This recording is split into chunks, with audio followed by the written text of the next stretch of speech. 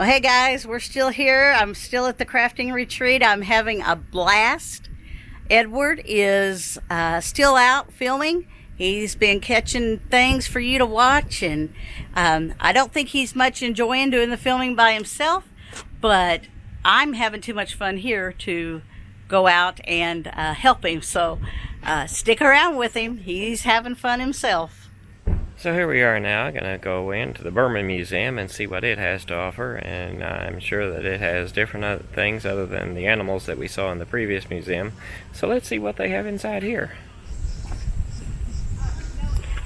Okay, so the two museums really are literally right next door to each other. You can pay to get in one, or you can pay a little bit extra to get in both. It's $10 to get in one, $12 to get in both.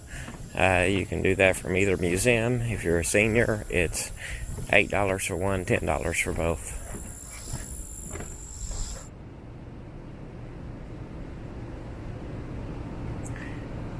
The Berman Museum starts with how America came to be. It's all kinds of pelts and things that the Indians would have used, and an Indian outfit here. All kinds of different statues. Apparently that is a focus on Sacagawea. Talks about the Louisiana Purchase. All kinds of guns that were used in the Old West.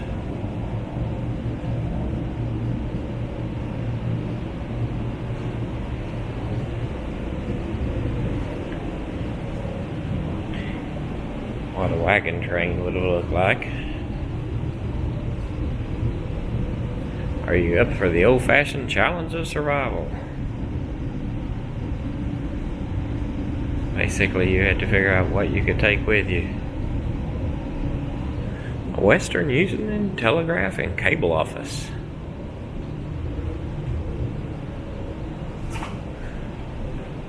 So they had Morse code that they used. I honestly don't know how to do Morse code. But they've got some devices here that you can test it out on. So if you wanted to try Morse code, you can try Morse code.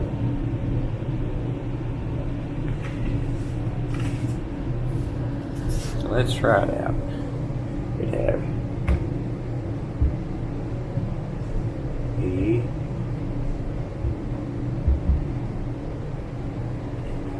That wasn't right. Okay, so E.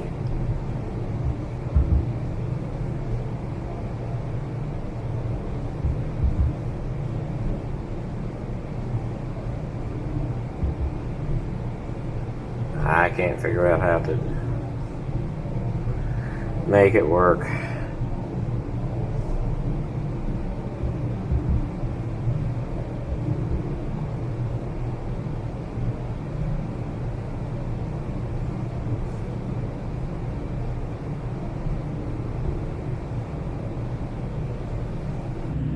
Okay, now we're getting into the Civil War area.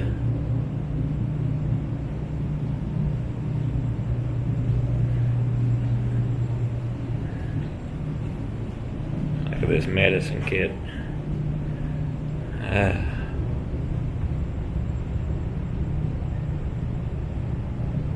So primitive compared to what we have today.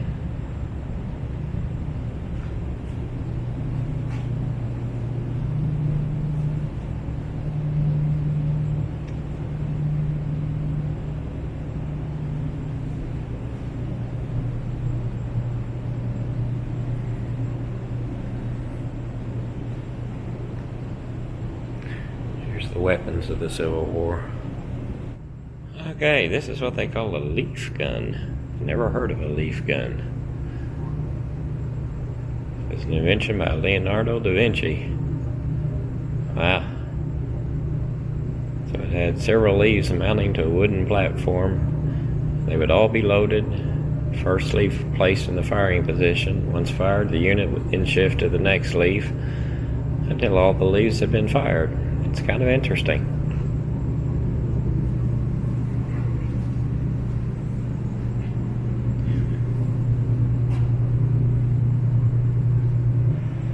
Man, those things would be hard to walk in. Okay. Is it a mace, a Morgenstern, or a flail? The one on the right is the flail, and the one in the middle is a Morgenstern, and the one on the left here is a mace. Interesting. And then down below we have another mace and another flail. So if it has the chain on it, it's the flail. If it's just a barbed ball on the end, it's a Morgenstern.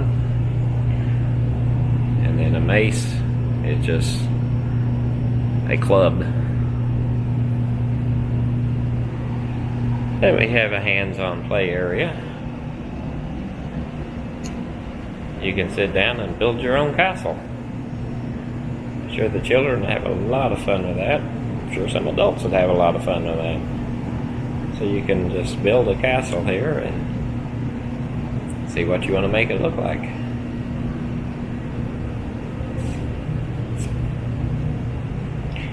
Ooh.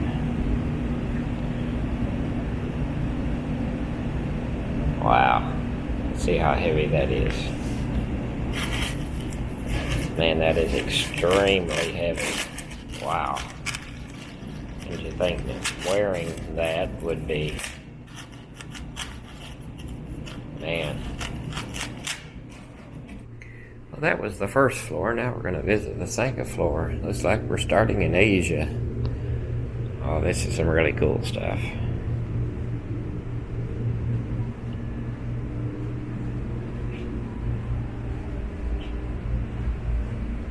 Wow. That is some craftsmanship there.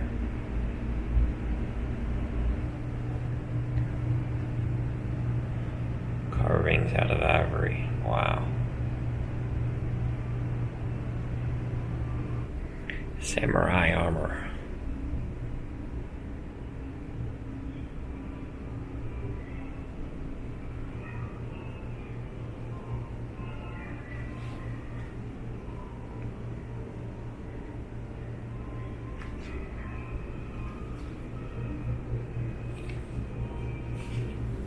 Says this is Rama.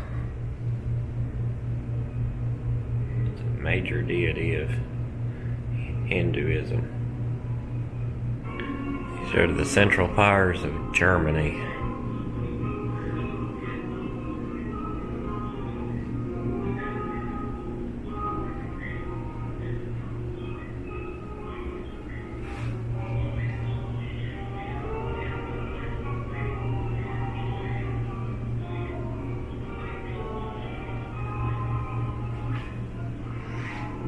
These are the Allied powers. The United Kingdom and France.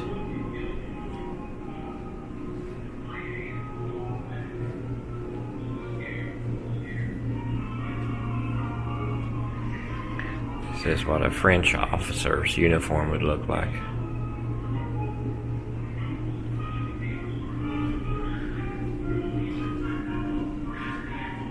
Here's the Allied powers of Italy and Russia.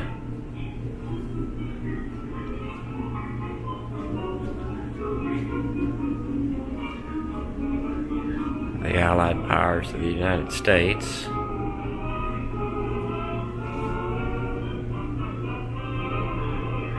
And then on the other side here's the Central Powers of Austria-Hungary and the Ottoman Empire.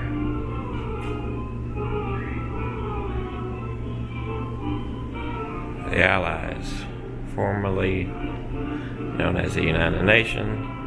The Allies' membership changed throughout the war. At its outbreak, the Allies consisted of the United Kingdom, France, and Poland, later to be joined by members of the British Commonwealth, including Canada and Australia.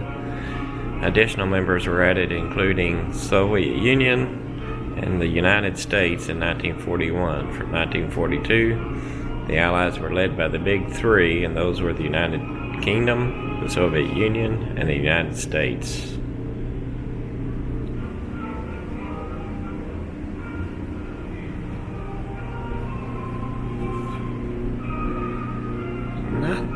Here's the Nazi flag. here is Hitler's personal silverware.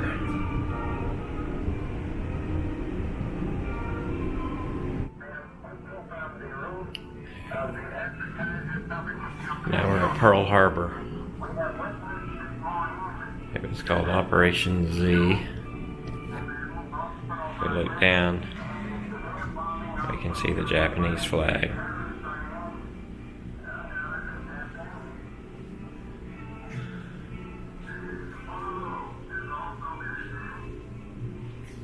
Talks about the attack and the USS Arizona, and down below we actually have a piece of the USS Arizona.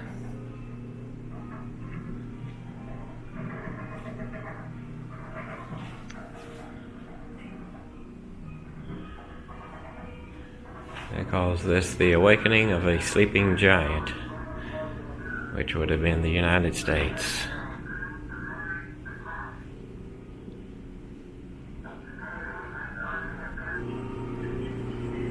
Then we moved to Korea.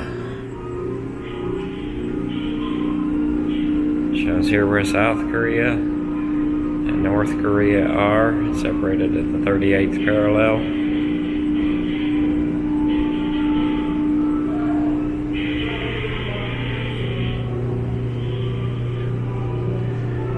Then we have MASH units, which brought many innovations, including a triage system, a method to prioritize patients, and it's still used in emergency rooms today.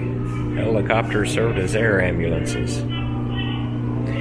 A soldier had a 97% chance of survival once arriving at a MASH unit. That's amazing.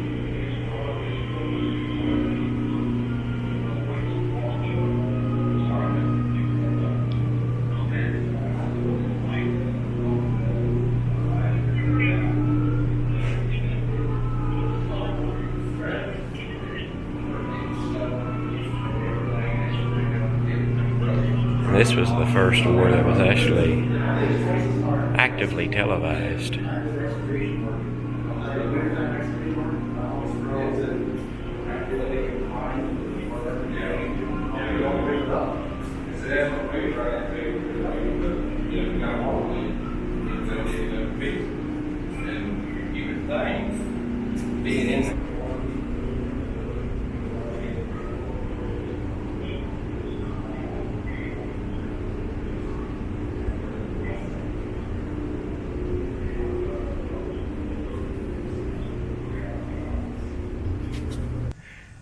So I hope you enjoyed the Berman Museum and get a chance to come by sometime and visit. It's very interesting. It's amazing how much technology has changed from one war to the next. And not that that's necessarily a good thing, because we end up killing more people. But it is amazing how the technology has changed throughout the years. But there's a whole lot more in there beyond just the war stuff. So come and give it a visit, and I think you'll enjoy it as much as I did. See you next time on The Freedom Filled Life, and if you would like us, subscribe, and just let us know. Send us a message. Let us know what you think of our videos. See you next time.